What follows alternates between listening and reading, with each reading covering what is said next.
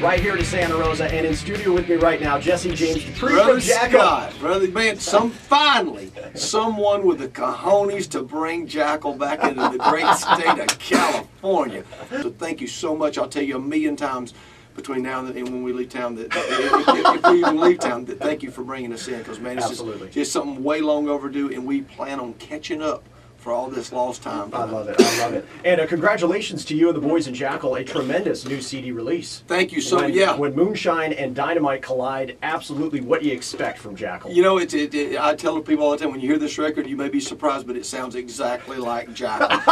And it sounds funny to say that, but in all honesty, the attitude, the tones, the drive, just the fun of it all. If you overanalyze us people, you're missing out. I mean, because back in the 50s.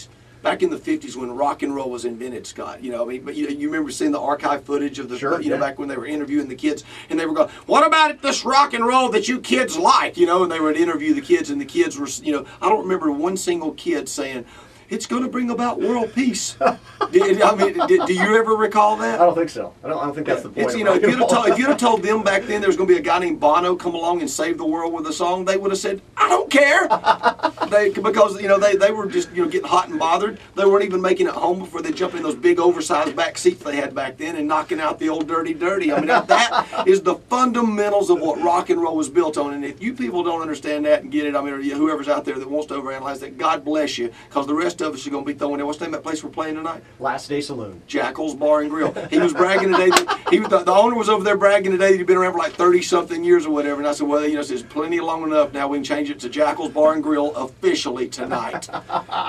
Cannot wait, cannot wait. Of course, Jackyl, the main attraction tonight. Tickets still available at kxfx.com. You can also get them at the Last Day Saloon box office or Jackyl's Bar and Grill for the show tonight. And bring your medical marijuana cards.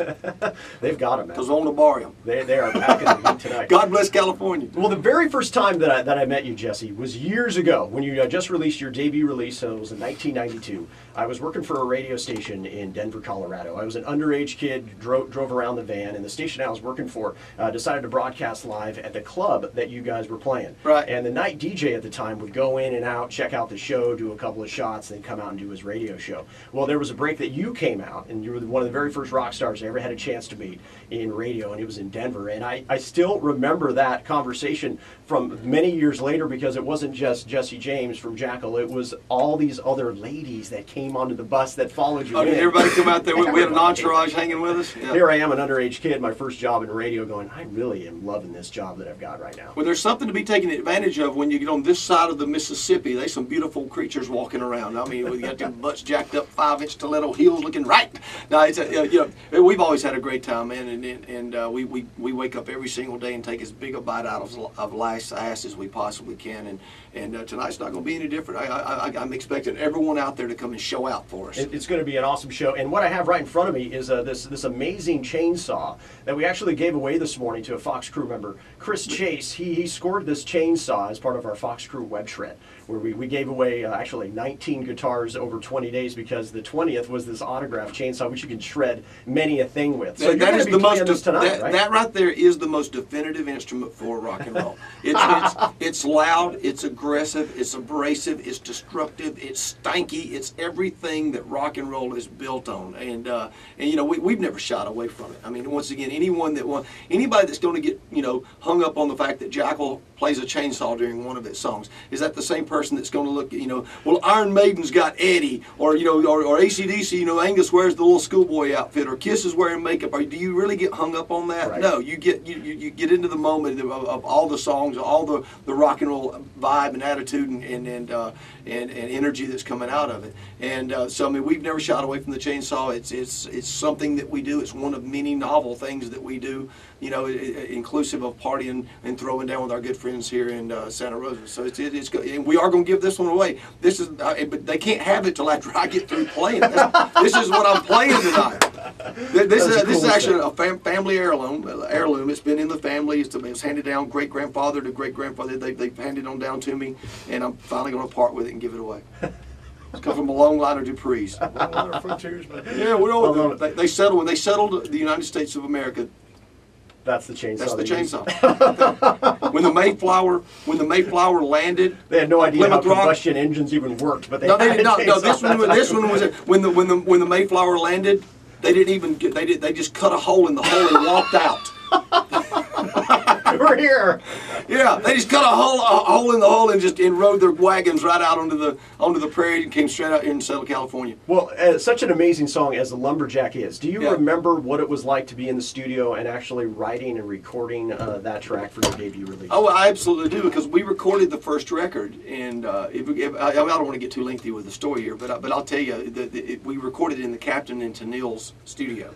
But Appetite for Destruction was recorded there. That's what we should call it then. Yeah, Not the Captain and Tennille studio. But I'm saying it was called Rumbo Recorders. The Captain and Tennille owned it, but Appetite for Destruction was recorded there. Motley Crue recorded there. I mean, there's a lot of great records recorded when we were there. Ted Nugent was right across the hall from us doing his record. I mean, it's a great rock and roll studio. But the Captain and Tennille, they owned it, and the Traveling Wilburys were in there as well. I remember that's where we saw our first Beatle. Wow. Where they were across the hall in another. There was 3 studios in this building, and the Captain and Tennille.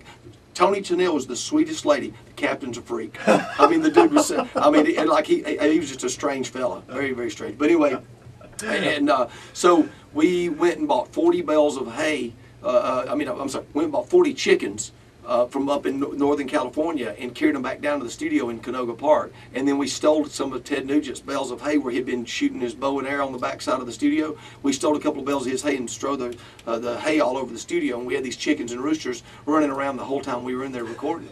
And so if you listen at the end of the Lumberjack song, you'll hear me throw the chainsaw down, and I went running into this drum booth where at night the roosters and chickens would go in there and roost. And in the studio, and so you hear me throw the chainsaw down, and I go running into the little drum room where they're and you're yeah. But that's so we left it on the record. I mean, that was just that was all. But one day, now this is the Paul Harvey moment. Now for the rest of the story. So one day we go into the studio, nobody would look at us. Everybody was avoiding us. All the ladies that worked there, everything. I mean, we didn't know what we'd done wrong. We went in there, and the lady that ran the studio, her name was Vicky. She asked me, goes, "Can you come to the back with me for a minute?" I said, "Yes." So we got back in her office, and she went, and I said, "Do what?" She went, and I'm getting closer to her because she's whispering, "Do what?" And I said, "Do what?" I can't hear. One of the chickens is dead. And I said, "One of the chickens is dead." And she was like, "Oh, shh, be quiet." I mean, she was freaking out because she didn't want animal protesters and all these people to be freaking out. And I said, "Well, I mean, chickens die." I mean, I told her, I said, where we come from, a farmer will step on 3 of them going in to feed the rest of them, And I don't know why. I mean, one of the chickens had died. I mean, well, we didn't do nothing to it. But so anyway, so we had to get it out of the studio and the rest of them. So we boxed each one of the chickens and roosters up individually in pet boxes, the little cardboard pet boxes, right. And we had them couriered down to the Geffen Records, down to the record company. I'm sure they appreciate it. And and each one was addressed to a different executive. And there was a guy named David Berman, the vice president of the company. He came back from lunch. He opened up his box, and the rooster jumped out and took a dump on his really? new carpet. Yeah, he was not very happy.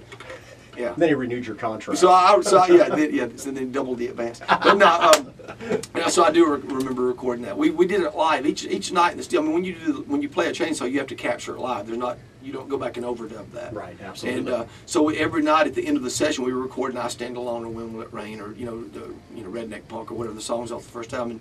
And at the end of each night, we would just run a take of it. And lay it down, and then we just took the best take and put it on the record. Amazing. In studio right now with Jesse James Dupree, frontman from the band Jackyl.